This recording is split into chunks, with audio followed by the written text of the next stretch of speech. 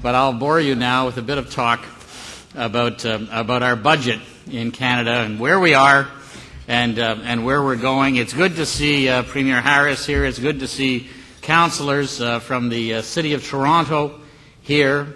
We made a very important step, a permanent step in Canada yesterday when we announced that the sharing of the federal gas tax will be permanent. This is a major step forward. I'm departing from what I'm supposed to talk about here, but it's a major step forward. The Mayor of Montreal, in the Monsieur Tremblay, in the pre-budget consultations, talked to me specifically about this, how important it was to the municipalities to have permanence so they could plan ahead. It's just like business. It's the ability to plan ahead with certainty in terms of funding for municipal infrastructure in Canada. And we provided that certainty yesterday to our municipalities, large and small, across Canada. C'est avec plaisir que je suis ici aujourd'hui pour vous parler de notre troisième budget. Il s'agit d'un budget équilibré qui prépare le Canada et les Canadiens à relever les défis économiques à venir. C'est aussi le troisième budget équilibré de suite de notre gouvernement. And it is a pleasure to be here this morning. It is our third budget as the Government of Canada. Somebody asked me yesterday, are you surprised it's the third budget? Yeah, I am. If somebody had asked me 2 years ago, would you do 3 budgets and 2 economic statements, I would have bet against that. I would have thought it was unlikely. They asked me this morning, are you surprised that the official opposition party is going to support the budget? Yes, I am, I suppose, because they brought me a shopping list. And they said, we want you to spend billions of dollars on A, B, C, D, E, and F. And we're not doing it. But they're supporting the budget anyway. I thank them for their support. It's important that they think this through and that they support the important steps that we're taking in terms of our economic plan for Canada. And it is a plan. We took office in 2006. I'm going to go back to my text eventually, but we took office in 2006, and there was not an economic plan for Canada. And we developed an economic plan for Canada in 2006. It's called Advantage Canada. For those of you who wonder where we're going, it's on the website. It sets out exactly what we intend to accomplish in office as the Government of Canada: an entrepreneurial advantage, a fiscal advantage, a tax advantage, an infrastructure advantage, a knowledge advantage for Canada. And the steps we took yesterday were just additional steps in implementing that plan for our country. It will result in our country having a higher quality of life and a higher standard of living as we go forward. So then, what did we do yesterday? The most important thing we did yesterday was the continuity, the cumulative effect. We saw the slowdown coming in the United States. This is important. There is also global credit insecurity. We have our own challenges in Canada with asset-backed commercial paper. As you know, Purdy Crawford is leading the table in Montreal that's been working on that issue with some degree of success, which is important. But we also see the slowdown in the U.S. housing sector in particular, which is in recession in the United States. We saw it early on. We saw it last year. That's why we acted last year in order to create a stimulus for the Canadian economy. What is that stimulus? The stimulus is 1.4% of our GDP. It's huge. It's about $21 billion. When does it take effect? It takes effect now. It started January 1st. On October 30th, in the economic statement, we made retroactive many of our tax reductions, and we made historic business tax reductions for Canada on October 30th, which began on January 1st, 2008. We're going to reduce the federal business taxes in Canada to 15% by 2012. We encourage the provinces to get to 10% by 2012. I'm thrilled that Carol Taylor, the Minister of Finance in the province of British Columbia, and Premier Campbell there have moved in that direction last week. The province of Alberta is already there. I plead the Government of Ontario to move in that direction. The Government of Ontario today has the highest taxes on new business investment in the country. This is at the same time that the current Premier of Ontario says that he's worried about business. Well, if you're worried about business, business doesn't need Band-Aids. Business needs long-term structural change, like they're doing in British Columbia, like they're doing in Alberta. My goodness, the taxes on new business investment in Quebec are 50% lower today than they are in the province of Ontario. So this has to be fixed. And I'm going to continue to plead with the province in their budget, when they do their budget this spring, to provide some relief to businesses in the province of Ontario, if they're sincere in their concern about this province, my home province, the province in which I was treasurer for a time, thanks to Premier Harris. And it was a time, going back to then, 2001, 2002, of some limited economic growth, about 1.5%, as I recall, real growth in GDP in 2001, 2002 in the province of Ontario. So when I heard yesterday some of the critics saying, well, you're running the surplus close to the line, I've seen this movie before. We've done this before.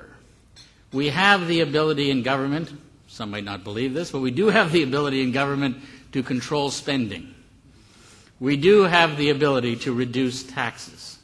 We've done both in the Government of Canada under the leadership of Prime Minister Harper over the course of the past 2 years. And this is important in terms of preparation. As I say, we knew that there would be an economic slowdown in the United States eventually.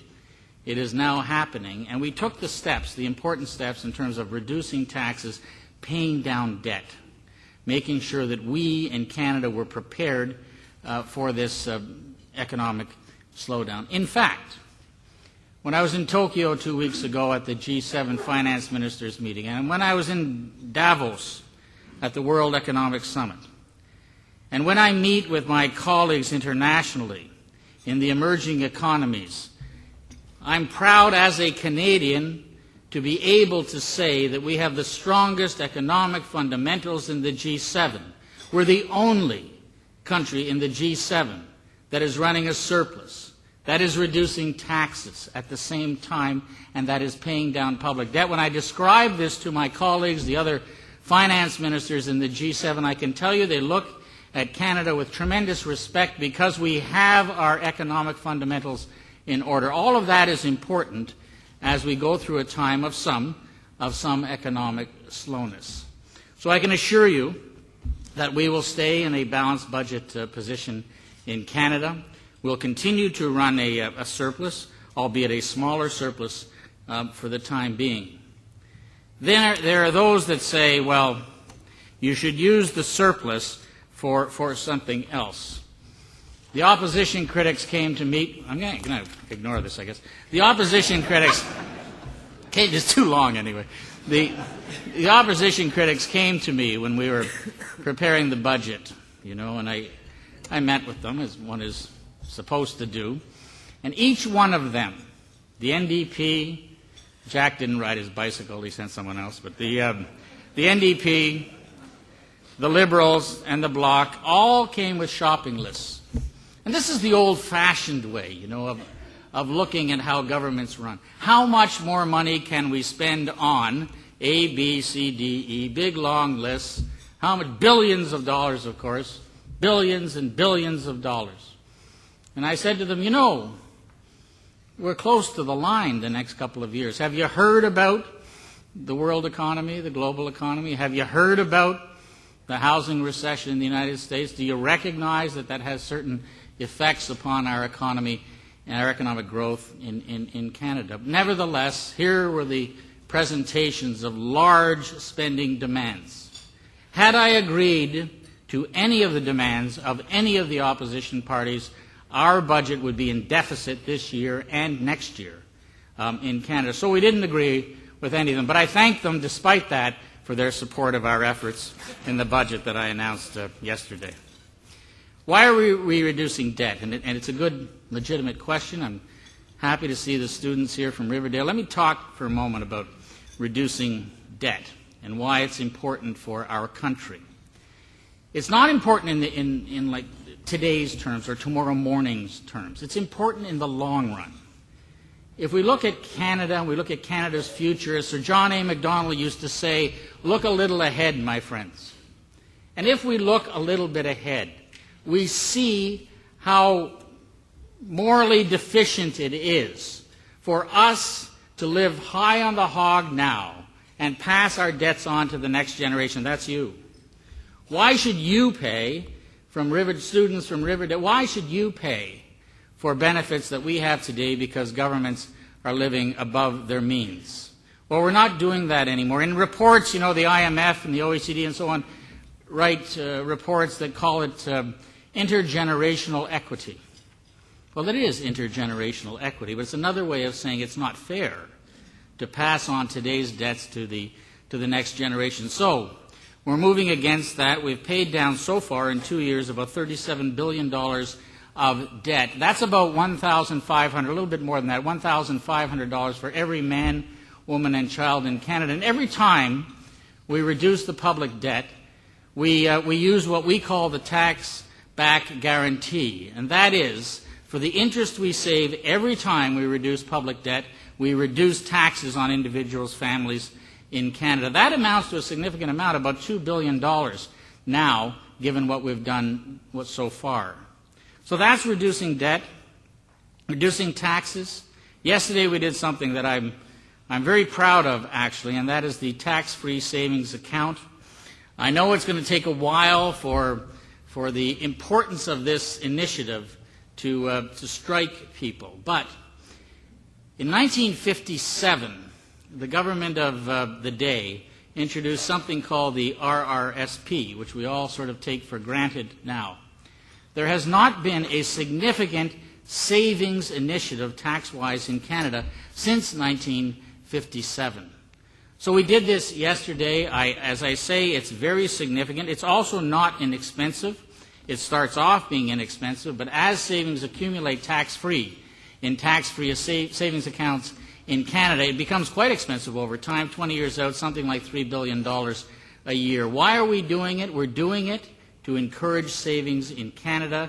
It's sound, conservative, fiscal policy. The United States, the United Kingdom have these types of accounts available, and we did not in Canada. Over time, it will be very significant, not only for young people accumulating tax-free dividends, accumulating tax-free capital gains, accumulating tax-free interest. I tell you, Warren Buffett would love this. It's the miracle of compound interest, tax-free in Canada as we go forward. This is going to become a very popular measure for all Canadians. We estimate that within the next 10 to 20 years, 90% of savings by Canadians will be tax-free in Canada. This is a tremendous impetus toward saving. In terms of other tax measures, yesterday we made an important decision and announced it with respect to the environment, carbon sequestration, a huge capital project. It happens to be in Saskatchewan with respect to carbon sequestration, $240 million that is going to be paid in 2007-2008 in order to move forward with this important project there. In the auto sector in Ontario, we're mindful of the concerns in the auto sector and in the forestry sector. The U.S. recession in the housing market harms those two sectors of our economy dramatically. The Prime Minister in January announced the $1 billion fund, the Community Development Trust, to assist communities, assist workers. We extended yesterday for 3 more years the targeted initiative with respect to older workers. This is to help older workers between the age of 55 and 64. Those ages worry me, actually. I won't retire yet. The initiative to help older workers adjust between the time that they are required to retire and move toward receiving benefits in our older age security system. So we extended that by $90 million over the course of the next 3 years. In the auto sector, this is a matter of some concern. We reduced taxes in October on business generally. The effect on the auto sector is about $1 billion over this and the next 5 years. That's $1 billion. In addition, yesterday we announced $250 million for the Auto Innovation Fund. This is not particularly new, quite frankly. The province of Ontario, when had Conservative government several years ago, and I was the Minister of Economic Development, Alan Rock was the Federal Minister of Industry, we did the same thing, essentially, back then, in order to encourage innovation in the auto sector. Because you know and I know that in Canadian manufacturing, if we're going to succeed because we become more competitive. And we're only going to be more competitive if we're more productive. And we're only going to be more productive if we're more technologically sophisticated. So we have to be more innovative. It's as fundamental as that. That's why yesterday we created that fund of $250 million over the next 5 years to assist the manufacturing sector, in addition to $400 million for the new access road at Windsor, Detroit, in addition to $34 million for research into automotive technological issues in Canadian universities. So the total stimulus to the auto sector in Canada is more than $1.5 billion from the Government of Canada. This is important. It's an important industry for us, not only the assemblers, but also the parts manufacturers in Canada. In the forestry sector, this is a time of restructuring in that sector. This is a sector that affects not only Ontario, but British Columbia, Quebec, and other parts of New Brunswick, certainly, other parts of Canada. We are helping, as I say, through the Community Development Trust. We're helping with older workers. But it is a time of restructuring in that industry. The industry will survive. The industry will become, again, a strong Canadian industry. But in the meantime, we're offering that kind of support through research and innovation and development so that it will become a more competitive, a more productive, a more innovative industry in Canada. Now, moving back for a moment and looking at the big picture. You know, we have a strong economy. Our fundamentals are strong. We have the lowest unemployment rate in 33 years in Canada.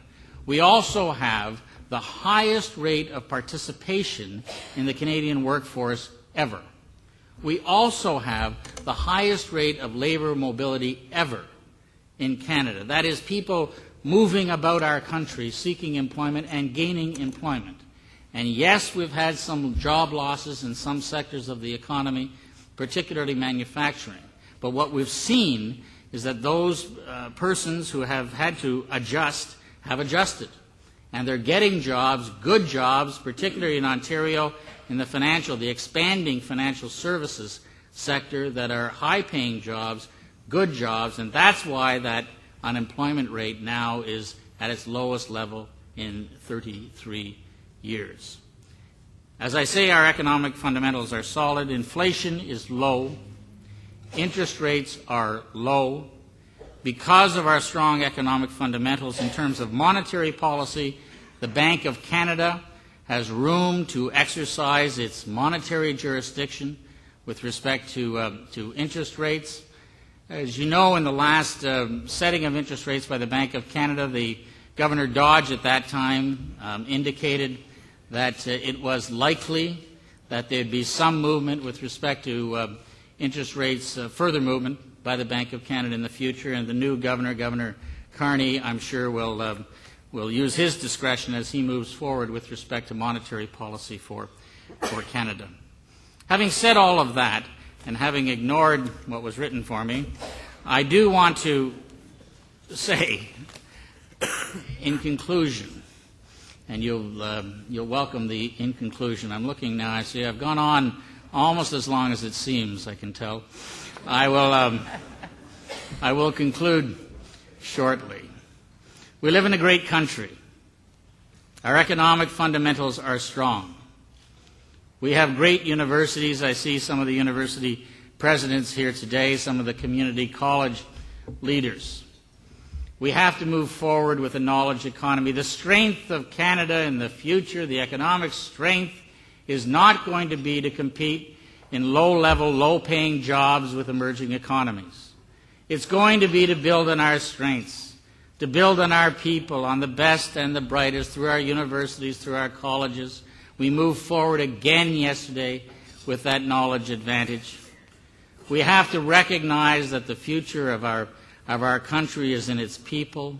We have to build the infrastructure we need in this country, which is why we have the largest infrastructure program federally in the history of Canada since the Second World War, more than $33 billion. It's why we created an Office of Public-Private Partnerships so that we can lever that to more than $100 billion in Canada. It's why we've reduced taxes dramatically in our country. It's why fiscally we're being conservative and cautious in our predictions and in our prognostications so that we make sure that our country has balanced budgets. And it's why we're encouraging entrepreneurship in Canada by reducing the tax burden, by reducing the paper burden, by reducing the regulatory burden on small and medium-sized businesses in Canada. So it's all part of the plan. We are fortunate in this country that our economic fundamentals are solid. We are fortunate that our country is united. My friends, my fellow Canadians, we have a brilliant future together. Thank you.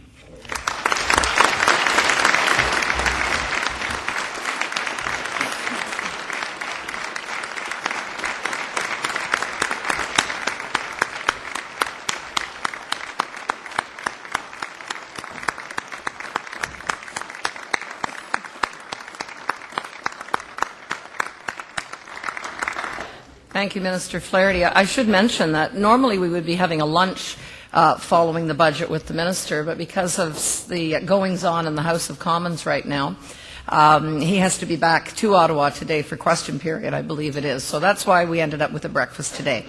I'd like to ask Alan Odette to express our appreciation. I think the breakfast idea is a good one, Catherine. I'm extremely pleased to have the opportunity to thank the Minister of Finance this morning for taking time to be with us. And it was an early morning for all of us.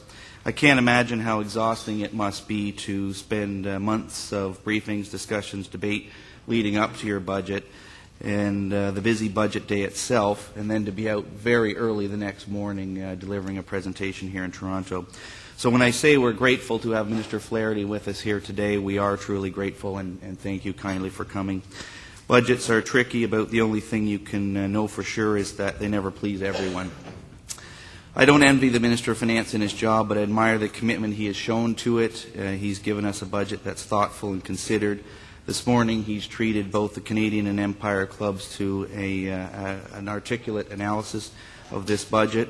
So on behalf of both our clubs, I want to again thank you for taking time to be here and wish you well over the next couple of days as you head out onto the road to sell your budget. Thank you, and all have a great day.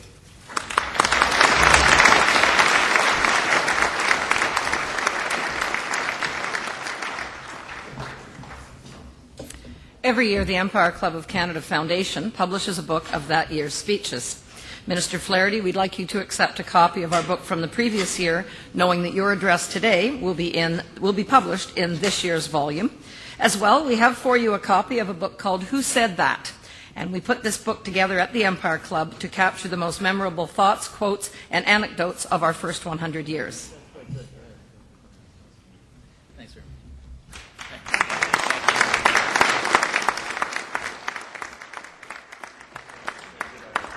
The next event of the Empire Club is on February 28th, when we will have the President and CEO of ICICI Bank Canada, Harry Pandey, come to speak to us on India's economic growth and the opportunity coming from that for Canadians.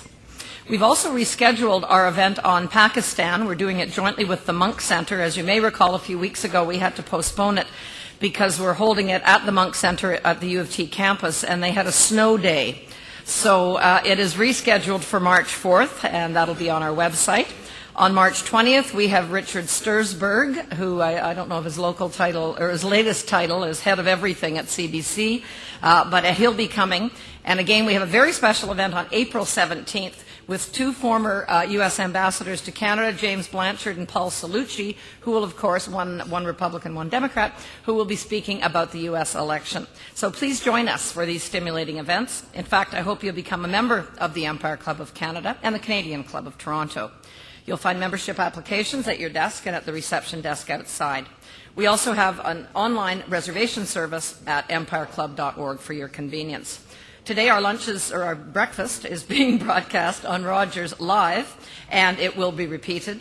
Our meetings are also rebroadcast across Canada on CPAC, and you can view a webcast of today's luncheon on our website at empireclub.org. A couple of other upcoming events that I'd like to flag are Wednesday, April 9th. We have Peter McCarthy, who is chairman of the Canadian Life and Health Insurance Association, also president and CEO of AIG Life Insurance Company of Canada. I know he's only been in that position a relatively short period of time.